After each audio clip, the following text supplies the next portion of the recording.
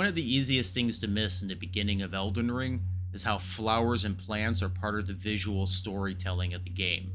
As we ride up to this area, we see a patch of yellow flowers on the ground. Lightning is repeatedly striking the ground in this area, and the Fulgar bloom are beginning to grow. These yellow flowers are imbued with the traces of lightning's essence. Lightning is a faith-based magic, and the most prominent faith-based magic in the game comes from the Golden Order. These flowers appear all over the ground in the crumbling ruins that are Queen Marika's churches. I bring this up because as you travel through the lands between, you will find many colored flower patches. Gold flowers represent faith, blue flowers represent the Carian magic, and if we find patches of red flowers, it probably means someone's died in the area, and this is just to name a few. I will point them out as I come across them. To keep things organized, I've decided to break down my playthrough. The circle is where I start, and the X will be where I end. These statues help us find catacombs in the lands between. They are a guide and gatekeeper for those returning to the roots. When activated, they show us a path to the nearest catacomb. Notice all the white flowers at the entrance of the catacombs. In Eastern cultures, the color white is used for death and mourning. With From Software being a Japanese company, this makes sense. The catacombs we come across in the lands between have all been closed off. The spirit tells us that a proper death means returning to the Erd Tree, that when the time comes, the roots will call to you. This is one of the first dungeons you'll come across in the game. The enemies themselves aren't difficult, it's the bleed effect they begin to apply as you fight them. If your status bar hits 100%, you can kiss all your hit points goodbye.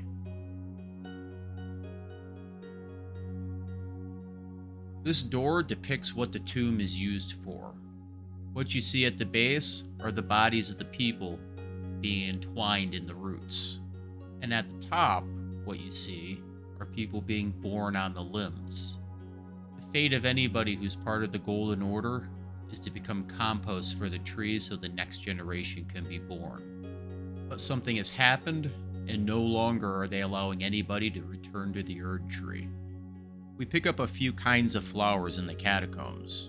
The first is the grave violet. The description describes it as having the hue of the ghost flame. The ghost flame is that white flame we see in the basins in the crypt. The other plant's called a grave glovewort. This is used to strengthen our normal summoned spirits. But first, we have to find a spirit tuner. This catacomb introduces two mechanics to the game. The first is that imps will try to ambush you by hanging up on the walls, and the other mechanic is traps.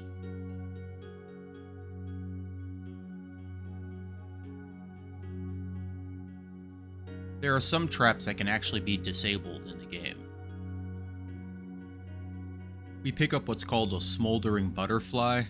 It's an eternally burning butterfly. There are a couple different butterflies in the game, and they all seem to have an association with a particular demigod. One thing you learn about a From Software game is that you don't have to kill everything you come across. Because everything respawns when you rest, sometimes it's just better to run in, grab what you want, and then get out. Or you can be an idiot who forgets how ladder combat works, and then falls back into all the enemies you were running away from. Kill everything it is then. The spirit of nobles who, after death, now wander the lands between. Surely they were in search of something once, but whatever it was has long been forgotten. Sound like someone we've met before? This lever will open the door and let us into the roots of the Erd Tree. I'll be using the spirit jellyfish during battles. This area is extremely dark, and the jellyfish have a naturally bright glow to them. I want to be able to show what exactly it is we're fighting.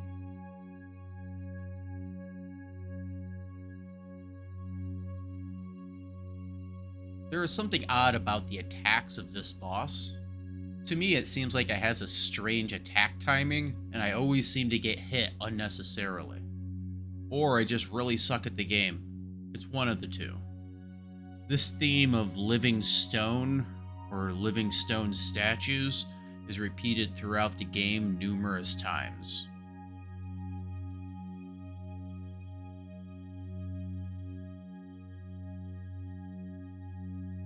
We get the noble sorcerer ashes. We can summon a mostly talentless sorcerer. Thanks. This right here is what this entire area is about. The reabsorption of the followers of the Golden Order back into the Erd Tree. This is also referred to as the Erd Tree Burial. We'll leave the catacombs and head south to get to the beach. But first, I want to take a look at the troll. If we look at the chest cavity of a troll, we notice how it's been hollowed out. There is one thing inside the chest cavity though, and that is a stone tablet. That stone tablet is what's giving them life. The trolls have essentially been repurposed by the Golden Order. We find an area later in the game where we find dormant trolls essentially being stored for later use. We see something invisible running along the ground. This is just a timing game. Here we get one of our first Ashes of War, but we don't get a good chance to see what was running around invisible. These are mercenaries that were hired from the far north. Outside of Limgrave, we don't actually come across them anymore. I've wondered for a while if they're part of cut content. This monstrosity right here is called a land octopus. The smaller ones we usually find around it are its young. They kill humans to bear their young. We can see it on the description of the item they drop, the land octopus ovary. The more octopi we see, the higher the human body count. Further down the beach is where Bach's quest takes us. Notice the red eyes of the demi-humans. They get a buff at night, so it's always better to fight them during the day. We'll pass the cave entrance for the moment, come down here and actually talk to this merchant. Interesting thing about Elden Ring is most of the weapons in the game are actually pretty good. The biggest damage spikes you'll actually see in the game come from upgrading your weapon, not upgrading your stats. Having good stats is important, but having an upgraded weapon is even better. So this is where we find Bach. He came back to his home to try to get his items, and he ended up just getting beat down. He warns us to leave before they come in and do the same to us. Bach doesn't realize what a Tarnished is capable of. So into the cave we go. This is early game, so this cave is actually quite short. It's just a handful of enemies before the boss room, but it does introduce the mechanic of needing to be able to see in the dark. This right here is an NPC summoning sign. This is Old Knight Istvan. He'll come back as part of a quest line later on in the game. We can eventually get his armor set. As I come across these in the game, I will actually summon the NPCs. They're usually here for a lore reason. This fight can be a little difficult at low level. It has 2 bosses along with some normal mobs. You can become overwhelmed extremely fast. One of the chiefs hits with a blood status effect, and the other one hits with a poisoning status effect. Lucky for us, Old Knight Istvan is a skilled warrior, and he also has pretty decent armor. Upon defeating the chiefs, we get Bach's tailoring tools and his sewing needle.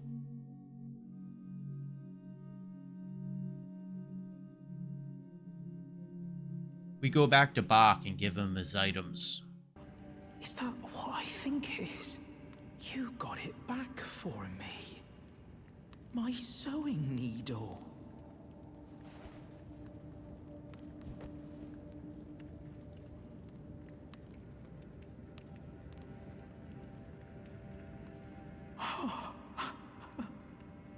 What made you go and do a thing like that? My mum was a seamstress, and that sewing kit was all I had to remember her by. I always wanted to be just like sweet old mum. Then I suppose I can't just curl up and die, can I? Bach is shocked because he's not used to being treated with kindness.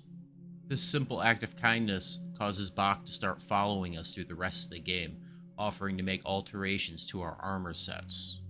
This will also unlock another side quest for Bach later in the game. If we follow this cave all the way through to the end, we actually come out on a small island. This island contains a church called the Church of the Dragon Communion. Inside, we find an altar with a dead dragon laying next to it.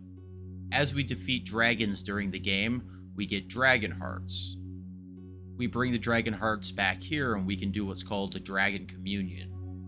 We consume the hearts and in turn we get incantations that allow us to use their abilities. So I'm going to end the video here, and I have to confess that for the last 2 weeks, I have attempted to edit far too much footage. My intention is to make videos to be about 15 to 20 minutes long, but as I started editing this video, I realized it could possibly go upwards of an hour, and that is not what I actually want to make.